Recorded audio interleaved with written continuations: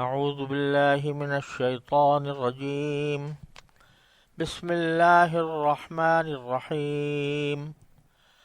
وإذ تأذن ربك ليبعثن عليهم إلى يوم القيامة من يسومهم سوء العذاب إن ربك لسريع العقاب وإنه لغفور رحيم.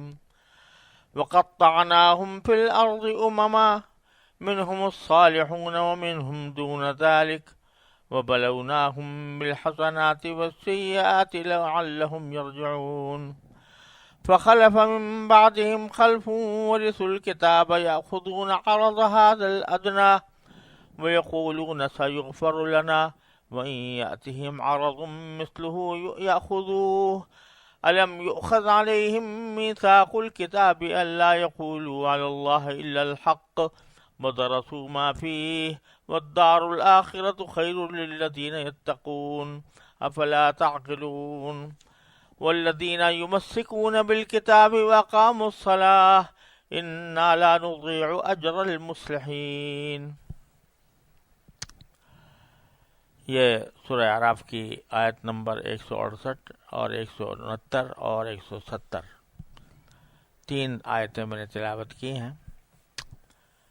ان کا ترجمہ یہ ہے، اور یاد کرو وہ وقت جب تمہارے رب نے اعلان کیا کہ وہ ان پر قیامت کے دن کوئی نہ کوئی ایسا شخص مسلط کرتا رہے گا جو ان کو بری بری تکلیفیں پہنچائے گا. بے شک تمہارا رب جلد ہی سزا دینے والا بھی ہے اور یقیناً وہ بہت بخشنے والا بڑا مہربان بھی ہے. اور ہم نے دنیا میں ان کو مختلف جماعتوں میں بانٹ دیا، چنانچہ ان میں نیک لوگ بھی تھے اور کچھ دوسری طرح کے لوگ بھی، اور ہم نے انہیں اچھے اور برے حالات سے آزمایا تاکہ وہ راہ راست کی طرف لوٹ آئیں. پھر ان کے بعد ان کی جگہ ایسے جانشین آئے جو کتاب یعنی تورات کے وارث بنے، مگر ان کا حال یہ تھا کہ اس ذلیل دنیا کا ساز و سامان یعنی رشوت میں لیتے اور یہ کہتے کہ ہماری بخشش ہو جائے گی، حالانکہ اگر اسی جیسا ساز و سامان دوبارہ ان کے پاس آتا تو وہ اسے بھی رشوت میں لے لیتے. کیا ان سے کتاب میں مذکور یہ عہد نہیں لیا گیا تھا کہ وہ اللہ کی طرف حق کے سوا کوئی بات منسوب نہ کریں، اور اس کتاب میں جو کچھ لکھا تھا انہوں نے باقاعدہ پڑھا بھی تھا، اور آخرت والا گھر ان لوگوں کے لیے کہیں بہتر ہے جو تقوی اختیار کرتے ہیں. کیا پھر بھی تم عقل سے کام نہیں لیتے؟ اور جو لوگ کتاب کو مضبوطی سے تھامتے ہیں اور نماز قائم کرتے ہیں تو ہم ایسے اصلاح کرنے والوں کا اجر ضائع نہیں کرتے. پچھلی آیات میں اللہ تبارک و تعالی نے بنی اسرائیل کے مختلف واقعات بیان فرمائے ہیں اور ان کی مختلف نافرمانیوں کا اور بدعنوانیوں کا تذکرہ فرمایا ہے. تو ان کی ان نافرمانیوں کے نتیجے میں اور بدعنوانیوں کے نتیجے میں اللہ تبارک و تعالی نے ان کو جو اعلان کیا ان کے لیے، اس کا ان آیات میں سے پہلی آیت میں اس کا تذکرہ ہے کہ اعلان یہ کر دیا تھا کہ بنی اسرائیل اب، کسی زمانے میں تو ان کو افضل قوم کا درجہ حاصل تھا، لیکن اب جب کہ انہوں نے یہ بدعنوانیاں اختیار کر لیں تو یہ ہم نے پروردگار نے یہ اعلان کر دیا کہ ان پر قیامت کے دن تک کوئی نہ کوئی ایسا مسلط ہوتا رہے گا جو ان کو بری بری تکلیفیں پہنچائے گا. یہ اعلان کب ہوا تھا، اس کی تاریخ یا اس کا صحیح وقت تو قرآن کریم میں بیان نہیں فرمایا، لیکن جب یہودیوں نے حضرت عیسیٰ علیہ السلام کو تکلیفیں پہنچائیں، ان پر ایمان نہیں لائے، باوجود کہ وہ تورات کو منسوخ نہیں کر رہے تھے، بلکہ تورات ہی کے طرف وہ دعوت بھی دے رہے تھے، اور ان کے آنے کی بھی پیشن گوئیاں تورات میں موجود تھیں۔ اس کے باوجود انہوں نے حضرت عیسیٰ علیہ السلام کی رسالت کا، ان کی نبوت کا انکار کیا، ان کی دعوت کو قبول نہ کیا۔ تو ظاہر یہ ہے کہ یہ پروردگار نے اس وقت اعلان کیا تھا کہ تمہارے اوپر قیامت تک ایسے لوگ آتے رہیں گے جو تمہیں بدترین تکلیفیں پہنچائیں گے۔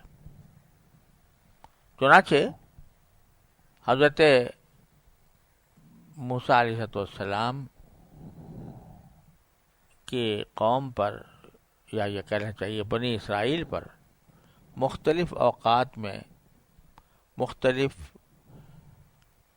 تکلیفیں پہنچانے والے مسلط کیے جاتے رہے، اور ایسے خونخوار قسم کے بادشاہ بھی مسلط ہوئے کہ جنہوں نے ان کی جڑی کاٹ دی۔ بخت نصر سے لے کر ہٹلر تک تمام بڑے بڑے حکمران آتے رہے اور ان کو تکلیف پہنچاتے رہے، اور یہ قرآن نے کہہ دیا کہ قیامت تک ایسا ہی ہوتا رہے گا۔ اس کا ذکر پہلے سورہ بقرہ میں بھی گزرا ہے، وہاں بھی اس پر ہم نے کچھ بات کی تھی، لیکن سورہ بقرہ میں ساتھ ساتھ یہ بھی بتایا گیا تھا کہ اگرچہ ان کے اوپر ذلت مسلط کر دی گئی ہے، لیکن دو استثناء تھے اس میں، الا بحبل من اللہ وحبل من الناس۔ کبھی تو اللہ تعالیٰ ہی کی حکمت ایسی ہوگی کہ کچھ دیر کے لیے ان کو اس ذلت سے نکال دیا جائے گا، اور کبھی کچھ لوگوں کی طرف سے ان کو ایسی سپورٹ ملے گی جس کے نتیجے میں کچھ عارضی طور پر یہ اس ذلت سے بچ جائیں گے۔ لہذا جو آج موجودہ دور میں اسرائیل کی حکومت قائم ہوئی ہے، تو وہ میں سمجھتا ہوں کہ اول تو وہ کل لم یکن ہے، اس لیے کہ پوری تاریخ کے عرصے میں اگر چند سال کسی کو مل جائے تو اس کو کلیہ کی نفی اس سے نہیں ہوتی، لیکن شاید یہ الا بحبل من اللہ وحبل من الناس دونوں میں داخل ہے۔ اللہ تعالیٰ کی حکمت کا تقاضا یہ ہوا کہ مسلمان اب بہت بری بدعمالیوں میں مبتلا ہو گئے، ان کے اندر وہ صفات باقی نہیں رہی جو ایک صحیح معنی میں مسلمانوں کے اندر ہونی چاہیے، تو ان کو چرکا دیا جائے۔ تو ہو سکتا ہے کہ اللہ تبارک و تعالیٰ نے ہی اپنی مشیت سے مصلحت یہ قائم رکھی، فرمائی ہو کہ اب تھوڑا عرصہ ان کو مسلمانوں کو دکھانا چاہیے کہ تم کہیں اس غرور میں مبتلا تو نہیں ہو رہے کہ ہم لاڈ لیں، جس طرح وہ اپنے آپ کو لاڈلا سمجھتے تھے اور اس کی وجہ سے اپنے آپ کو مستثنا سمجھتے تھے ہر قسم کے احکام سے۔ تو اب ایسا تو نہیں کہ تم بھی اپنے آپ کو لاڈلے سمجھنے لگے ہو اور یہ سمجھ رہے ہو کہ اللہ میاں پر واجب ہے کہ تمہیں ہمیشہ سرخرو رکھیں اور تمہیں ہمیشہ فتح و نصرت سے نوازیں اور ہمیشہ تمہارا سکہ چلے۔ تو یہ تو ان تنصر اللہ ینصرکم ہے، ہمیشہ اللہ تعالیٰ کی مدد اس وقت آئے گی جب تم اللہ کی مدد کرو۔ اللہ کی مدد کرنے کا مطلب ہے اللہ کے دین کی مدد کرو۔ لہٰذا ان کو دکھانے کے لیے اللہ تعالیٰ نے کچھ عرصے اگر اسرائیل کو بڑھاوا دے دیا تو یہ الا بحبل من اللہ میں داخل ہو سکتا ہے۔ اور حبل من الناس تو ظاہر نظر آ رہا ہے بالکل کہ اسرائیل جو ہے وہ اپنے پاؤں پر نہیں کھڑا، بلکہ اس کے پیچھے دنیا کی بڑی بڑی طاقتیں ہیں، امریکہ ہے، وہ اگر ہاتھ اٹھا لے، امریکہ برطانیہ اس سے ہاتھ اٹھا لے تو چند دن کا بھی نہیں ہے اسرائیل۔ تو اس وجہ سے وہ اس میں داخل ہے۔ تو لہذا ان آیتوں کو سامنے رکھ کر اور اسرائیل کی مثال دے کر لوگوں کو قرآن کی طرف سے گمراہ کرنا یہ انتہائی غلط روش ہے. اور آگے فرمایا قرآن کریم نے کہ ان کے اوپر ایک عذاب کا کہنا چاہیے تھوڑا سا مظہر یہ بھی تھا کہ پوری تاریخ میں، بنی اسرائیل کی پوری تاریخ میں ان کو یکجائی نصیب نہ ہوئی، یعنی سارے کے سارے ایک ہی جگہ ہوں اور ایک ہی حکومت کے ماتحت ہوں. یہ صورتحال ان کو نصیب نہیں ہوئی، بلکہ ہم نے ان کو ٹکڑے ٹکڑے کر دیا، مختلف جماعتوں میں بانٹ دیا. قطعناہم فی الارض امما. یہاں ذہن میں رہے کہ پہلے یہ لفظ آیا تھا قطعناہم اثنی عشر اسباطا امما، 12 قبیلوں کو ہم نے ان کو تقسیم کر دیا. وہاں تو تقسیم کرنا ایک اچھے پیرائے میں آ رہا تھا کہ ان کو آسانی ان کے لیے پیدا کرنے کے لیے ان کو 12 حصوں میں ہم نے تقسیم کر دیا. یہاں آ رہا ہے برائی کے معنی میں کہ ہم نے ان کو مختلف جماعتوں میں بانٹ دیا، بجائے اس کے کہ ان کی ایک متحد قوت ہوتی، مختلف گروہوں میں بٹ گئے. اب یہ خود اس بات کی دلیل ہے کہ کسی بھی قوم کے لیے یکجائی فائدہ مند ہے، اس کی مضبوطی کا سبب ہے، اور منتشر ہونا یہ اس کے کمزوری کا سبب ہے. پھر باری تعالیٰ فرماتے ہیں منہم الصالحون و منہم دون ذالک. یہ جو مختلف حصوں میں بٹ کے رہتے رہے تو ان میں یہ سلسلہ چلتا رہا کہ کچھ تو نیک لوگ ہوتے تھے، کچھ ویسے نہیں ہوتے تھے. منہم الصالحون، بعض ان میں سے نیک ہوتے تھے، ومنہم دون ذالک، اور انہیں میں دوسری طرح کے لوگ ہوتے ہیں. دون ذالک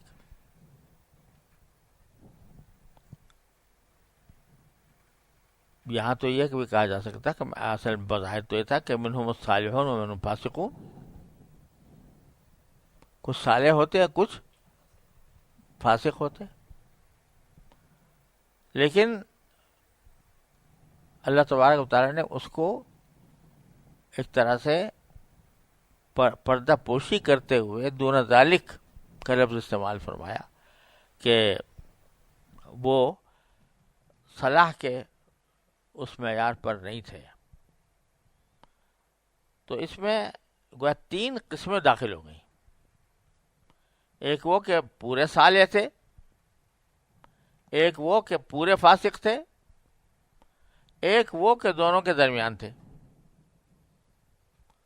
تو اس طرح دون ذالک کہہ کر ایک طرف اشارہ ان کی طرف ہو گیا کہ جو فاسق تھے کھلے کھلے، اور اس میں وہ بھی داخل ہو گئے جو کھلے کھلے فاسق نہ ہوں لیکن صالحین کے مرتبے سے بھی تک بھی نہ پہنچتے ہوں. تو خلاصہ یہ کہ یہ بتلایا باری تعالیٰ نے کہ اس زمانے میں جس زمانے کی بات ہو رہی ہے یہ سارے کے سارے تباہ نہیں ہوئے تھے، بلکہ ان میں کچھ لوگ صالح موجود تھے، اور کوئی زمانہ ان سے خالی نہیں رہا جن میں کچھ نہ کچھ صالح لوگ موجود ہوں.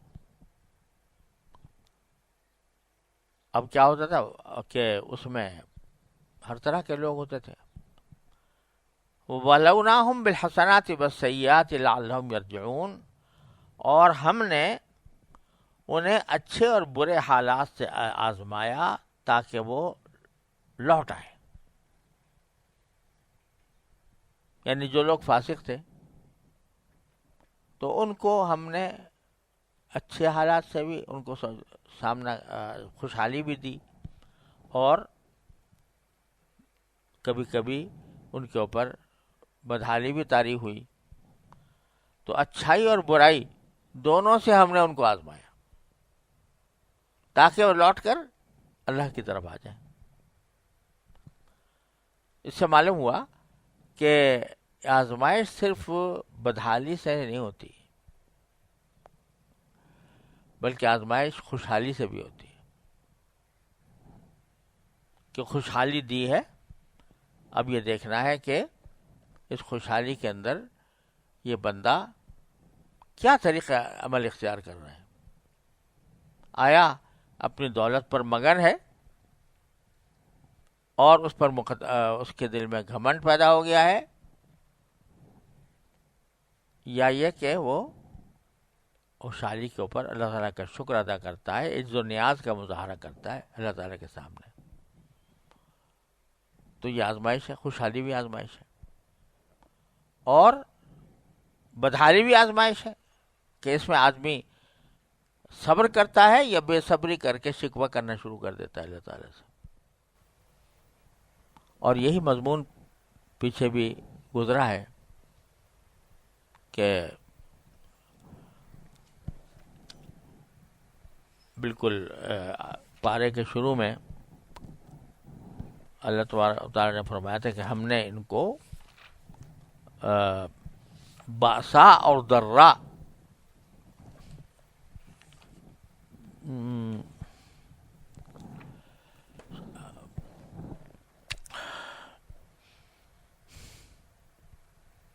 ہم نے ان کو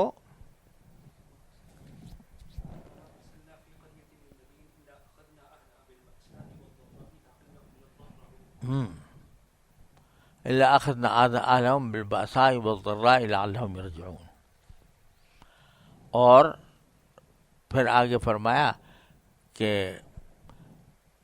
جب ان کے اوپر جب ان کو کہا جاتا تھا کہ بھئی یہ آزمائشیں ہیں، تو کہتے تھے کہ لَقَدْ مَسَّ آبَاءَنَا الضَّرَّاءُ وَالسَّرَّاءُ،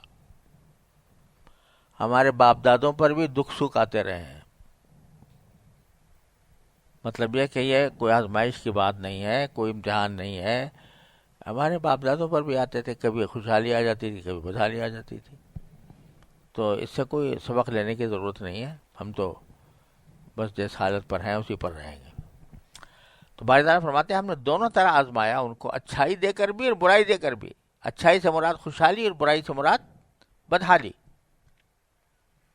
یہ اس لیے کہ تاکہ وہ اگر ذرا بھی ان کے اندر سوچ اور سمجھ ہو تو یہ لوٹ کر اللہ تعالیٰ کی طرف رجوع کرنے کے لیے آ جائیں. تو خوشحالی بھی معلوم ہوا، بعض اوقات خوشحالی بھی، بعض اوقات نہیں ہمیشہ ہی خوشحالی وہ بھی ایک آزمائش ہے کہ اس دولت کے نشے میں آدمی کیا کر رہا ہے. ظفر آدمی اس کو نہ جانیے گا، ہو وہ کتنا ہے صاحب فہم و ذکا، جسے عیش میں یاد خدا نہ رہی، جسے تیش میں خوف خدا نہ رہا. جسے عیش میں یاد خدا نہ رہی، جسے تیش میں خوف خدا نہ رہا، تو وہ آدمی کہلانے کے لائق نہیں ہے. کیش آ گیا تو اب اللہ کو بھول گیا. تو لیکن یہ اللہ تبارک و تعالی دیتے رہتے ہیں تاکہ بندے سنبھل جائیں. لعلہم یرجعون. تو یہ زمانہ تو وہ تھا جس میں دونوں قسم کے لوگ تھے، صالح بھی تھے اور غیر صالح بھی تھے، اور ان کو پر حالات مختلف طاری ہو رہے تھے، خوشحالی بھی آ رہی تھی، بدحالی بھی آ رہی تھی. اب باری تعالیٰ فرماتے ہیں فَخَلَفَ مِن بَعْدِهِمْ خَلْفٌ وَرِثُوا الْکِتَابَ. ان کے بعد ان کے پیچھے آئے کچھ ایسے جانشین جو کتاب کے وارث بنے.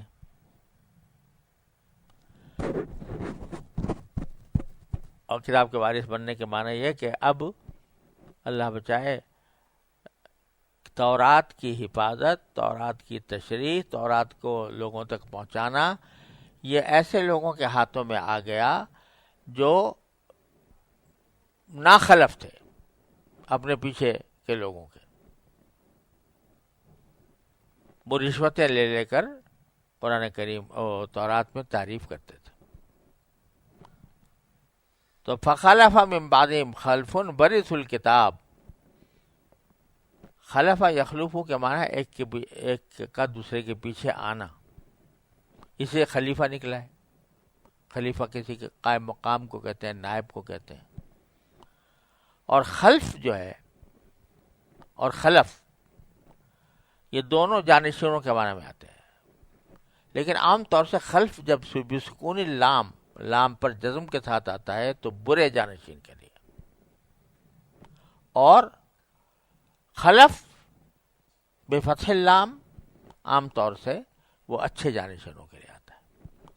تو یہاں برے جانشینوں کا ذکر ہو رہا ہے کہ ان کے جانشین بنے ایسے لوگ جنہوں نے کتاب کے وارث تو بنے، لیکن یاخذون عرض ھذا الادنی، وہ لے لیتے تھے اس ذلیل دنیا کا ساز و سامان. اشارہ ہو رہا ہے کہ رشوت لیتے تھے، رشوت لے کے کتاب کے اندر اللہ میں تحریف کر دیتے تھے، یا تو لفظی بگاڑ دیا یا اس کے معنی ایسے بیان کر دیے جو اس کے حقیقی معنی سے مختلف تھے، غلط معنی بیان کر دیا. تعریف لفظی ہے، تعریف معنی بھی. لوگوں کے یا تو لوگوں کی سے رشوت لے کر ان کے فائدے کے لیے یہ کام کر لیا، یا خود اپنی چودراہٹ قائم کرنے کے لیے وہ یہ کام کرتے تھے کہ ہم اس میں ایسی تعریف کرتے ہیں کہ سارے لوگ جو ہیں وہ ہمیں خدائی کا درجہ دیتے ہیں تقریباً. تو رشوتوں کی خاطر کرتے تھے. یہاں قرآن کریم نے رشوت کا نام نہیں لیا. یاخذون عرض ھذا الادنی، وہ لے لیتے تھے سامان اس ذلیل دنیا کا، ذلیل زندگی کا. یہاں باتیں کئی قابل ذکر ہیں. یہ بات متفق علیہ ہے، اس میں کسی کا اشکال نہیں کہ ھذا الادنی سے مراد یہ دنیا ہے، دنیاوی زندگی ہے. تو یہاں عرض ھذہ الحیات الدنیا بھی کہا جا سکتا تھا کہ اللہ تعالیٰ اس دنیاوی زندگی کا سامان وہ لوگ لے لیتے ہیں رشوت میں. لیکن قرآن کریم نے یہاں لفظ استعمال کیا ھذا الادنی، اس دنیا کی ذلت بیان کرنے کے لیے. اصل میں دنیا کے معنی بھی تو اصل میں اگر دیکھا جائے تو دنیا کے معنی بھی تو کیا ہے؟ ذلیل تر یا نزدیک تر یا ذلیل تر. لیکن وہ لفظ اتنا مشہور ہو گیا دنیا اس عالم کے لیے کہ لوگوں کا ذہن اس کے ذلت کی طرف اور اس کی جو ہے کمی کی طرف نہیں جاتا. ہم بہت دنیا کا لفظ سورج ہم بولتے ہیں نا، دنیا میں یہ ہوتا ہے، دنیا میں یہ ہوتا ہے. کسی کا ذہن اس طرف نہیں جاتا کہ دنیا کے معنی کیا ہے. دنیا کے معنی ہے یا تو قریب تر، السماء الدنیا کہا جاتا ہے، قریب تر آسمان، یا اس کے معنی ہوتے ہیں ذلیل تر، کیونکہ آخرت کے مقابلے میں ذلیل تر ہے. لیکن جب دنیا کا لفظ ہم بولتے ہیں تو اس میں کہیں ذہن اس طرف جاتا نہیں. یہ تو دنیاوی زندگی کا ایک عنوان بن گیا ہے جس سے ہمیں زندگی کا اعلان آتا ہے. تو یہاں قرآن کریم نے اس کو دنیا کے بجائے ھذا الادنی، تاکہ ذرا ذہن پر بوجھ پڑے کہ یہ اس کو صرف دنیا یعنی معمول کے مطابق دنیا کہہ کے نہ گزر جاؤ، بلکہ اس کی حقیقت پر غور کرو. ھذا الادنی، سامان لیتے ہیں اس ذلیل چیز کا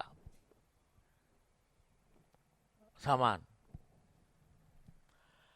پھر عرض کا لفظ استعمال کیا. عرض کا مطلب سامان. حالانکہ وہ رشوت تو عام طور سے نقد بھی ہوتی ہے. رشوت عام طور سے جب دی جاتی ہے تو نقد دی جاتی ہے. سامان بھی دیا جاتا ہوگا کبھی، لیکن اصل تو اس میں نقد ہی ہے. رشوت جو کھاتا ہے کوئی آدمی تو عام طور سے نقد پر ہے، لیکن قرآن اس کو عرض سے تعبیر کر رہا ہے کہ چاہے وہ نقد ہی کیوں نہ ہو، لیکن حقیقت اس کی یہ ہے کہ یہ دنیاوی زندگی کا کچھ ساز و سامان ہے، اور عرض جو ہے یہ در حقیقت نکلا ہے، اس کا مادہ اشتقاق جو ہے وہ عرض ہے، اور اس کے اندر ناپائیداری شامل ہے۔ عرضہ کہ مانا سامنے آ گیا، عارض، عارض کے کیا مانا؟ عارضی چیز تھوڑی دیر کے لیے ہوگی ختم ہو جائے گی۔ بادل، ھذا عارض ممطرنا، یہ بادل ہے جو ہمیں بارش برسائے گا ہمارے اوپر۔ کیا مطلب کہ برسائے گا، چلے جائے گا۔ تو عرض کے لفظ میں فانی ہونے کا تصور اندر موجود ہے کہ یہ فانی ہے، یہ ایسی چیز نہیں ہے کہ اس کے اوپر آدمی اس کی لالچ میں بیٹھا رہے۔ عرض ھذا الادنی، یہ فانی چیز، فانی سامان اس ذلیل زندگی کا،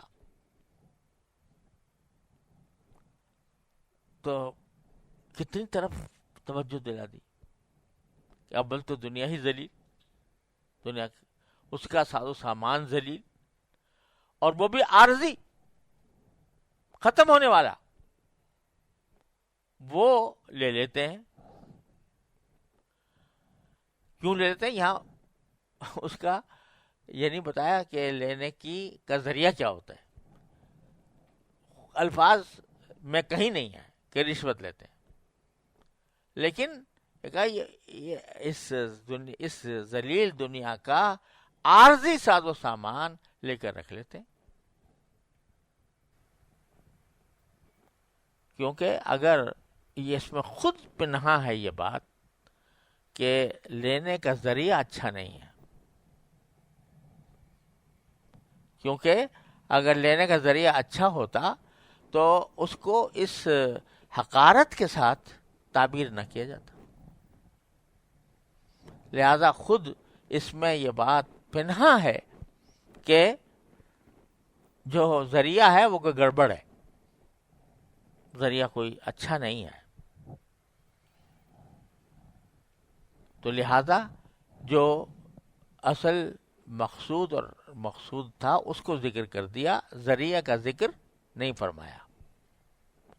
خود سمجھ لو کہ جو آدمی اس کا درجہ گر جائے گا کہ اس ذلیل دنیا کا بھی عارضی سامان لینے کے لیے تیار ہے،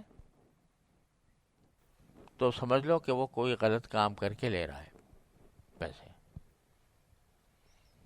تو کہتے ہیں کہ یہ لیتے تو ہیں اس طرح، یاخذون عرض ھذا الادنی ویقولون سیغفر لنا، یا کبھی دل میں علامت کرتا ہوگا نا کہ کیا میں ہم حرکت کر رہے ہیں، پیسے رشوت لے رہے ہیں لوگوں سے پیسے لے رہے ہیں، یہ دنیاوی زندگی ہے ختم ہو جائے گی، تو اس کے جواب میں تسلی دیتے ہیں اپنے آپ کو، یقولون سیغفر لنا، اللہ ہمیں معاف کر دے گا۔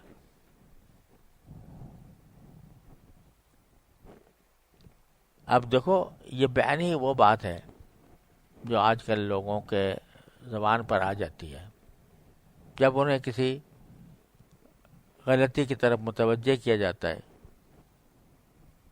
تو عام طور سے زبان پر یہ باتیں آ جاتی ہیں، ارے بھائی اللہ بڑا غفور الرحیم ہے۔ مطلب ہے کہ ہم اگر گناہ کرتے رہیں تو کوئی ایسی خاص بات نہیں ہے، اللہ تعالیٰ غفور الرحیم ہے۔ یہ بکثرت جن کو اپنے کیے پر ندامت نہیں ہوتی بلکہ اصرار ہوتا ہے، وہ یہ اس جھوٹے سہارے کا سہارا لیتے ہیں کہ اللہ تعالیٰ بڑا غفور الرحیم ہے۔ بیان ہی وہی بات ہے کہ یہ دنیاوی زندگی کا فانی سامان لے تو رہے ہیں، لیکن اس پر ندامت کوئی نہیں ہے. کہتے ہیں چلو معمولی بات ہے، اللہ معاف کر دے گا. یہ وہی بات ہے جو اس کو نبی کریم سرور دو عالم صلی اللہ علیہ وسلم نے ارشاد فرمایا،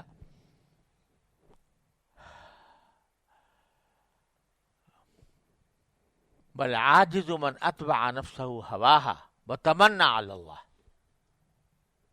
عاجز وہ ہے جو اپنے آپ کو اس نے اپنے خواہشات کے پیچھے لگا رکھا ہے، جو خواہشات کہتی ہیں وہ کرتا جا رہا ہے حلال و حرام کی فکر کے بغیر، اور بتمنا علی اللہ، اور اللہ کے اوپر تمنا قائم کیے بیٹھا ہے کہ مجھے مغفرت کر دیں گے. تو یہاں پر بھی یہی فرمایا کہ یہ دنیاوی سامان کے پیچھے حرام کاموں کا ارتکاب کرتے ہیں اور کہتے ہیں کہ ہمیں مغفرت کر لی جائے گی. وَإِنْ يَأْتِهِمْ عَرَضٌ مِثْلُهُ يَأْخُذُوهُ. ارے بھائی اگر ندامت ہو گئی تھی اور شرمندگی ہو گئی تھی کہ ہم سے غلطی ہوئی، اللہ تعالیٰ معاف کر دے گا. معاف کرنے کا تو معنی یہ ہے نا کہ غلطی ہوگی تو معاف کرے گا نا. تو اپنی غلطی کا اعتراف جب بھی کرو گے اور کہو گے کہ بھئی ہاں غلطی ہو گئی، یہ اللہ تعالیٰ معاف کر دے گا، تو اس کا تقاضا یہ ہوتا کہ کم از کم آئندہ تو نہ کرو وہ کام. لیکن ان کا حال یہ ہے کہ وہیں آتی ہم عرض مثلہ یاخذوہ. اگر ایسا ہی سامان دوبارہ ان کے پاس آتا تو اسے بھی لے لیتے. بھائی جو آ رہا ہے دیتے جاؤ مجھے. اب کوئی غلطی کا احساس نہیں، کوئی ندامت نہیں، کوئی اس سے بچنے کا ارادہ تک نہیں. اگلی مرتبہ آئے گا تو لے لیں گے، پھر معاف کر دے گا اللہ میاں.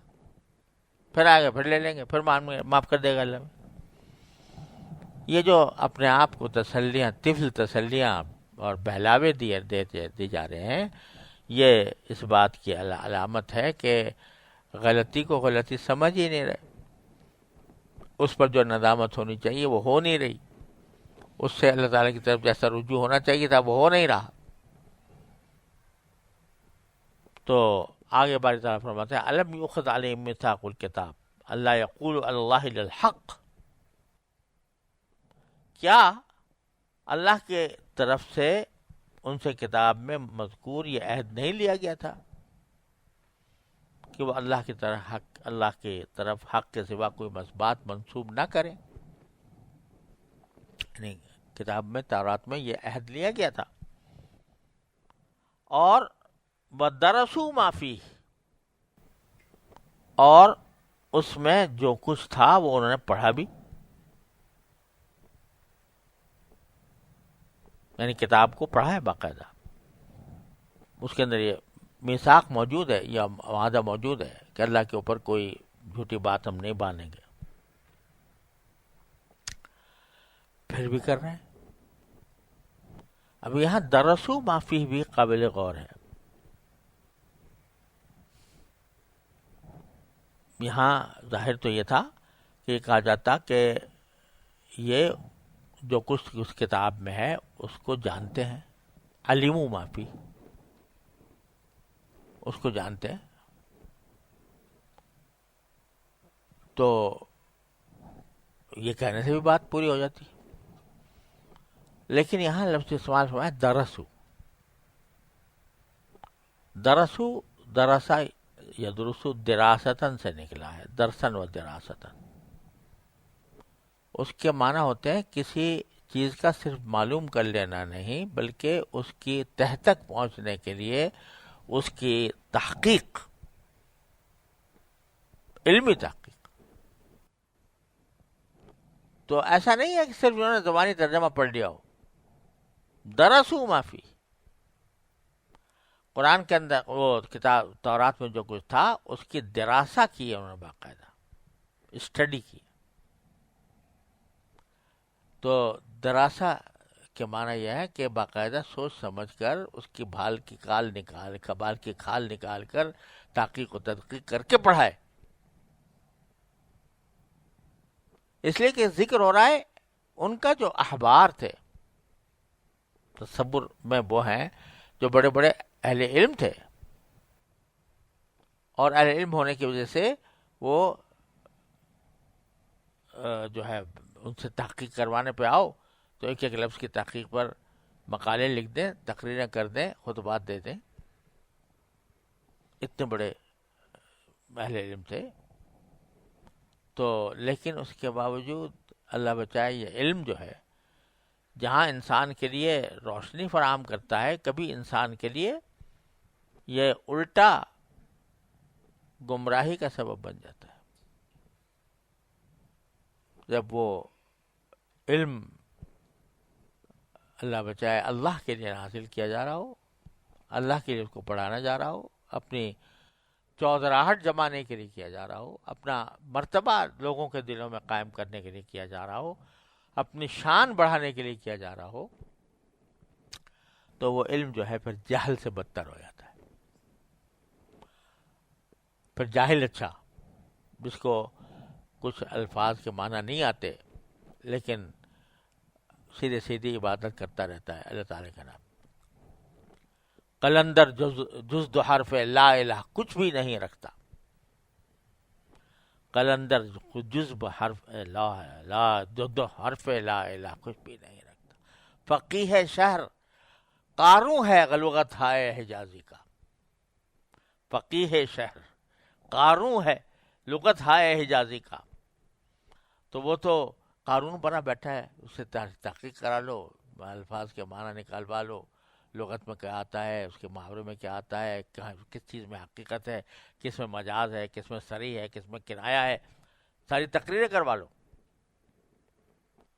لیکن جو اندر مغز تھا وہ اگر نہیں ہے تو وہ قارون ہی بن گیا. قارون کا جیسے قرآن خزانہ لیے بیٹھا تھا تو وہ خزانہ لے کر ہی دفن ہو گیا. اور قلندر کے پاس لا الہ الا اللہ کے سوا کچھ ہے نہیں، تو وہ اس کے اوپر عمل کیا جا رہا ہے. اس کو نہ تحقیقات پتہ، نہ تدقیقات پتہ، نہ اس کو لمبے چوڑے علمی مباحث کا کوئی پتہ ہے، کوئی اندازہ ہے. لیکن دیہاتی ہے، بس اتنا جانتا ہے کہ بھائی لا الہ الا اللہ محمد رسول اللہ، اور نماز مجھ پر فرض ہے، چلو نماز مسجد میں جا کے پڑھتا ہے 5 وقت، اور حلال روزی کھاتا ہے، ساگ روٹی کھا کے سو جاتا ہے. تو وہ زیادہ بہتر ہے اس عالم کے مقابلے میں جو بیچ رہا ہو دین کو اس ذلیل دنیا کے عارضی سامان کی خاطر. تو درسوا معافی، اس لیے مجھے لگتا ہے واللہ عالم کہ یہاں علیم و معافی نہیں کہا، بلکہ دراست جو ہوتی ہے وہ تعمق کے ساتھ ہوتی ہے، گہرائی کے ساتھ کسی چیز کو پڑھا جاتا ہے تو وہ دراسہ ہوتا ہے. تو اس کو اچھی طرح گہرائی سے پڑھے ہوئے تھے، اس کے باوجود یہ حالت تھی کہ دنیا کے ساز و سامان کے لیے آخرت کو قربان کر دیتے. مدار الآخرت خیر للذین اتقوا، اور دار آخرت کہیں بہتر ہے ان لوگوں کے لیے جو تقوی اختیار کرتے ہیں. وہ پھر دنیا کے ساز و سامان کی طرف وہ نہیں لپکتے جتنا آخرت کی طرف لپکتے ہیں. افلا تعقلون، تو کیا تم اتنی بات بھی نہیں سمجھتے؟ اور ان کے مقابلے میں والذین یمسکون بالکتاب واقاموا الصلاۃ، اور جو لوگ کتاب کو مضبوطی سے تھامتے ہیں اور نماز قائم کرتے ہیں.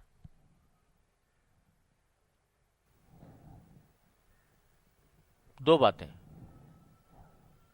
کتاب کو مضبوطی سے تھامتے ہیں.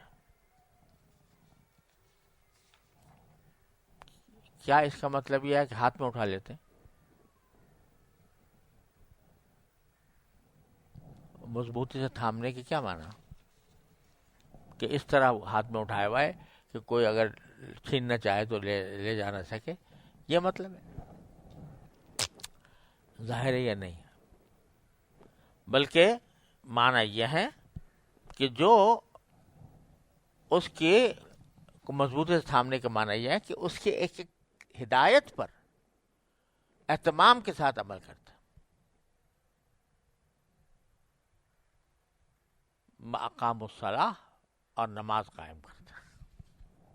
یعنی ان ہدایات میں سر فہرست جو ہے وہ اقامت صلاح ہے.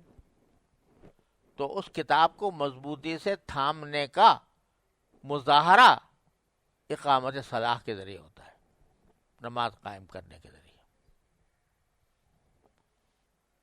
گویا پہلی نشانی کتاب کو مضبوطی سے تھامنے کی کیا ہے کہ نماز ٹھیک پڑھتا ہے کہ نہیں.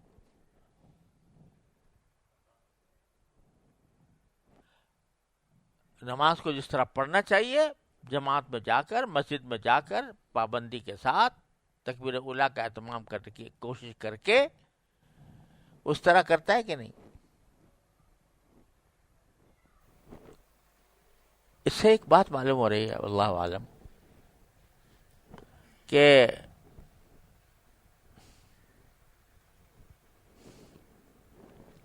جو مضبوطی سے تھامنے کا ذکر ہو رہا ہے، یہ ہے کہ مضبوطی سے کتاب،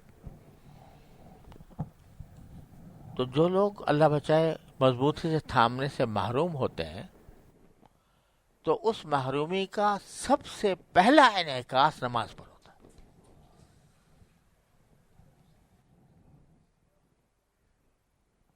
اس بات پر ہوتا ہے کہ یہ سب سے بڑی آفت جو آتی ہے وہ پہلے نماز پر آتی ہے، کہ جب کتاب کے احکام پر عمل کرنے کا جو داعیہ ہے وہ جب کمزور پڑ گیا، اور اس کمزور پڑنے کے نتیجے میں سب سے پہلا جو اثر پڑے گا وہ نماز کے اوپر پڑے گا کہ نماز کی پابندی چھوٹ جائے گی، یعنی نماز کی اقامت چھوٹ جائے گی. اقامت میں سب چیزیں داخل ہیں، پہلے بھی عرض کر چکا ہوں. اقامت میں وقت پہ نماز پڑھنا، اقامت میں جماعت کے ساتھ نماز پڑھنا، اقامت کے اندر اہتمام کے ساتھ خشوع خضوع کی کوشش کرنا، یہ ساری باتیں اقامت صلاۃ میں داخل ہیں. تو اگر اللہ کی کتاب کو مضبوطی سے تھامنے میں جب کمی آئے گی تو پہلا اثر اس کا نماز پر پڑے گا، اور جب مضبوطی سے تھامے گا تو اس کا پہلا فائدہ نماز کی اقامت کی شکل میں ہوگا. والذین یمسکون بالکتاب واقاموا الصلاۃ. آپ ذرا سوچو تو صحیح کہ اتنا بڑی بات کہی جا رہی ہے، کتاب کو مضبوطی سے تھامنے کے کیا معنی؟ زندگی بھر کے تمام احکام پر پابند ہونا. یہ ہوا نا. کتاب اللہ کو مضبوطی سے تھامنے کے معنی کیا ہوئے کہ کتاب اللہ میں جتنے احکام ہیں ان کو سب مضبوطی سے پکڑا ہوا ہے، اس کو مضبوطی سے تھاما ہوا ہے، اس کے اوپر عمل کر رہا ہے. لیکن اس کی نشانی یہ بتا دی. اتنا بڑا مفہوم عام ہے الذین یمسکون بالکتاب، آگے اس کو اتنا چھوٹا کر دیا کہ مقام الصلاۃ، کہ نماز قائم کرتے ہیں. اب اس کو کہنے والا کہہ دے کہ تخصیص بعد التعمیم ہے، لیکن یہ تخصیص بعد التعمیم کیوں ہے؟ اس لیے کہ وہ کتاب کو مضبوطی سے تھامنے کا سب سے پہلا، سب سے اعلیٰ، سب سے افضل جو مظاہرہ ہے وہ اقامت صلاح. اسی لیے حضرت فاروق اعظم رضی اللہ تعالیٰ عنہ نے اپنے سارے مال کو، اپنی پوری قلم رو میں یہ پیغام بھیجا کہ میرے نزدیک ان اہم اموری عندکم الصلاح، تمہارے سارے معاملات میں میرے نزدیک سب سے اہم کام کیا ہے؟ نماز ہے. فمن ضیعها فهو لما سواها اضیع. جو نماز کو ضائع کر دے گا تو وہ دوسرے کاموں کو اور زیادہ برباد کرے گا.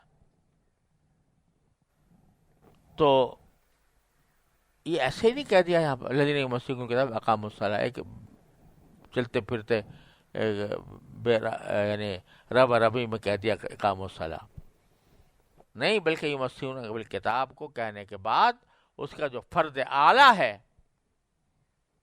اور جو اس کا حقیقی مظاہرہ ہے اس کا ذکر فرمایا اقاموا الصلاۃ،